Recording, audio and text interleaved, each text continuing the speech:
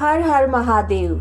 हमारी जो ये विशेष सीरीज है जिसमें हम ज्योतिर्लिंग, द्वादश ज्योतिर्लिंग से संबंधित उनके प्राकट्य और उनकी जो महिमा है उसकी कथाएं लेकर आते हैं। तो आज का जो हमारा वीडियो है वो ओंकारेश्वर ज्योतिर्लिंग, जो कि मध्य प्रदेश के खंडवा नामक स्थान पर नर्मदा नदी के किनारे पर स्थित है। ऐसा माना जाता है कि ये पृथ्वी का एकमात्र ऐसा स्थान है जहाँ पर हर रात्रि भगवान महादेव सोने के लिए यहाँ पर आते हैं। तो आइए भक्तों, ये ओंकारेश्वर ज्योतिर्लिंग के प्रादुर्भाव और उसकी महिमा का जो वर्णन शिव पुराण में किया गया है उसका श्रवण आप भक्ति पूर्वक और पूरे ध्यान से इसे श्रवण कीजिए। ऋषियों ने कहा, महाभाग सूत जी, आपने अपने भक्त की रक्षा करने वाले महाकाल नामक शिवलिंग की बड़ी अद्भुत कथा सुनाई है।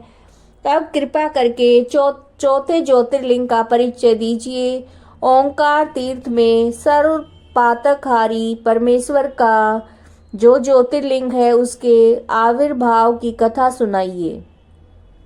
सूत जी बोले, महर्षियों, ओंकार तीर्थ में परमेश संज्ञक ज्योतिर्लिंग जिस प्रकार प्रकट हुआ वह बताता हूँ, प्रेम से सुनो। एक समय की बात है, भगवान मुनि गोकर्ण नामक शिव के समीप जाकर बड़ी भक्ति के साथ उनकी सेवा करने लगे।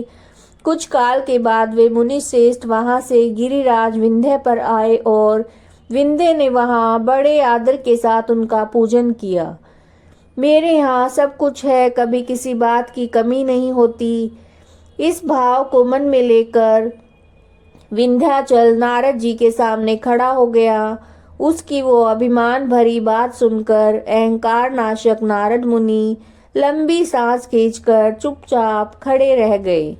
ये देखकर विंध्य पर्वत ने पूछा, आपने मेरे यहाँ कौन सी कमी देखी है? आपके इस तरह लंबी सांस खींचने का क्या कारण है? नारद जी ने कहा, भैया, तुम्हारे यहाँ सब कुछ है, फिर भी मेरु पर्वत तुमसे बहुत ऊंचा है और उसके शिखरों का विभाग देवताओं के लोकों में भी पहुंचा हुआ है, किंतु तुम्हारे शिखर का भाग वहां कभी नहीं पहुंच सका।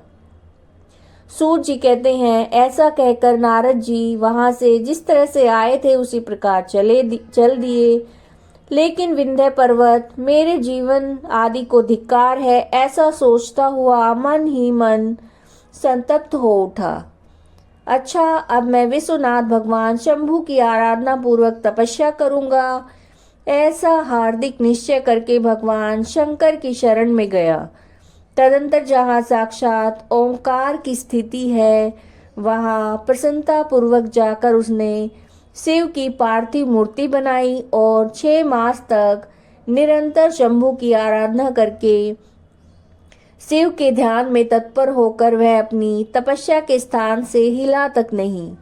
विंध्याचल की ऐसी तपस्या देखकर पार्वती पति प्रसन्न हो गए और उन्होंने विंध्याचल को अपना वह स्वरूप दिखाया जो योगियों के लिए भी दुर्लभ है।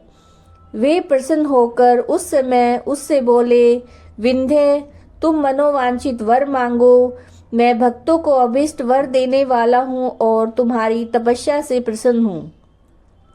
विंध्य बोला, देवेश्वर शंभु, आप सदा ही भक्त वत्सल हैं। यदि आप मुझ पर प्रसन्न हैं तो मुझे अभीष्ट बुद्धि प्रदान कीजिए जो अपने कार्य को सिद्ध करने वाली हो।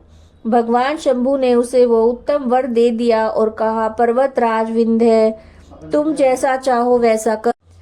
इसी समय देवता तथा निर्मल अंतकरण वाले ऋषि वहां पर आए और शंकर जी का पूजन करके बोले, प्रभु, आप यहाँ स्थिर रूप से निवास करें।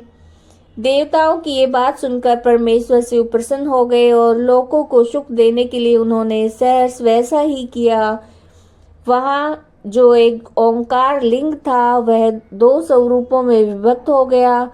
प्रणव में जो सदाशिव थे वे ओंकार के नाम से विख्यात हुए और पार्थिव मूर्ति में जो शिव ज्योति प्रतिष्ठित हुई उसकी परमेश्वर संज्ञा हुई। परमेश्वर को ही अमलेश्वर भी कहा जाता है। इस प्रकार ओंकार और परमेश्वर ये दोनों शिवलिंग भक्तों को अभिष्ट फल देने वाले हैं। उस समय देवता और ऋषियों ने उन दोनों लिंगों की पूजा की और भगवान वृषभध्वज को संतुष्ट करके अनेक वर प्राप्त किए। तत्पश्चात देवता अपने अपने स्थान को चले गए और विंध्याचल भी अधिक प्रसन्नता का अनुभव करने लगा। उसने अपने अभिष्ट कार्य को सिद्ध कर लिया और मानसिक परिताप को त्याग दिया। जो पुरुष इस प्रकार से भगवान शंकर का पूजन करता है वो माता के गर्भ में फिर नहीं आता और अपने अभिष्ट फल को प्राप्त कर लेता है, इसमें जरा भी संशय नहीं है।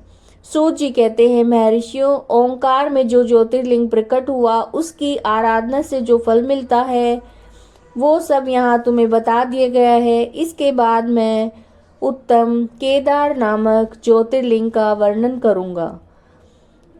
द्वादश ज्योतिर्लिंग से संबंधित आपको अगर ये वीडियोस पसंद आ रहे हैं तो आप वीडियोस को लाइक कीजिए, शेयर कीजिए, चैनल को सब्सक्राइब कीजिए। हर हर महादेव।